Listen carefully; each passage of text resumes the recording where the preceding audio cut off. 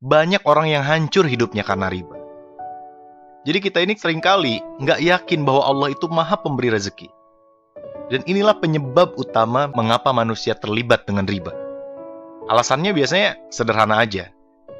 Kalau nggak nyicil, dari mana lagi saya bisa beli rumah? Padahal sudah jelas bahwa riba ini pasti akan menjadi masalah hidup kita. Betapa banyak orang yang hidupnya hancur karena riba. Ya leasing lah, rentenir lah, pinjem bank lah, dan sebagainya. Lucunya, menyelesaikan masalahnya pun sama kembali dengan riba. Akhirnya, masalahnya meluas dan membesar, dan dampak terbesarnya biasanya siapa coba? Keluarga kita. Kan kasihan kan? Keluarga itulah yang akan pertama kali menjadi susah karena dampak riba yang kita lakukan. Nauzubillah min dzalik. Allah itu menguji kita dengan kesulitan, misalnya kesulitan ekonomi, karena Allah ingin melihat respon kita terhadap ujian tersebut. Allah ingin melihat apakah kita akan mengikuti petunjuk yang Allah ridhoi, atau mengambil jalan pintas sesuatu yang Allah benci. Coba bayangin, andai saja kita sabar dan hanya bertindak sesuai dengan apa yang Allah ridhoi, yakinlah ujian kita itu akan lulus dan mendapatkan hadiah berupa solusi untuk terurainya masalah hidup kita.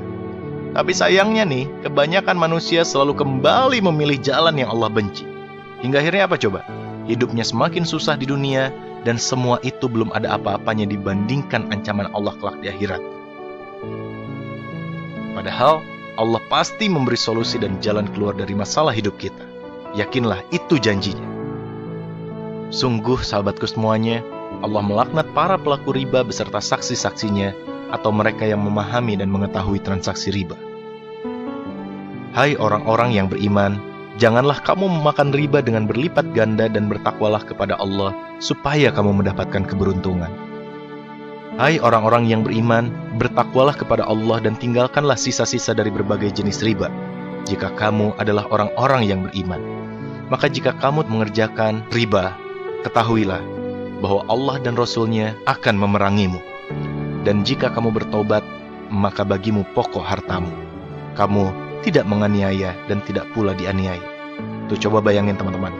Allah dan Rasul-Nya akan memerangimu. Ini bayangin nih, kelak besok lusa di akhirat kita melihat Nabi Muhammad SAW, kita ingin memeluk Rasulullah, kita ingin mencium tangannya, kita mencintai dan merindukannya, tapi tiba-tiba Rasulullah mengangkat pedangnya dan berkata, "Engkaukah yang selama ini menantang berperang dengan Allah dan denganku?"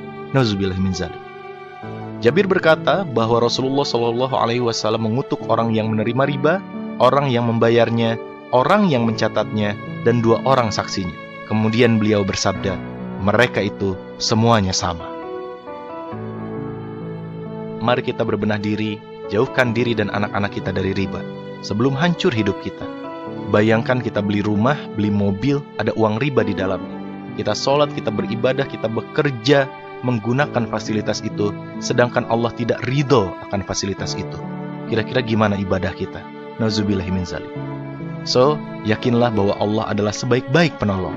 Rezeki akan Allah datangkan dari tempat yang tidak pernah kita duga. Maka kuatkan keimanan, luruskan niat, dan hiduplah hanya sesuai dengan apa yang Allah ridhoi. Wallahu a'lam bishawab.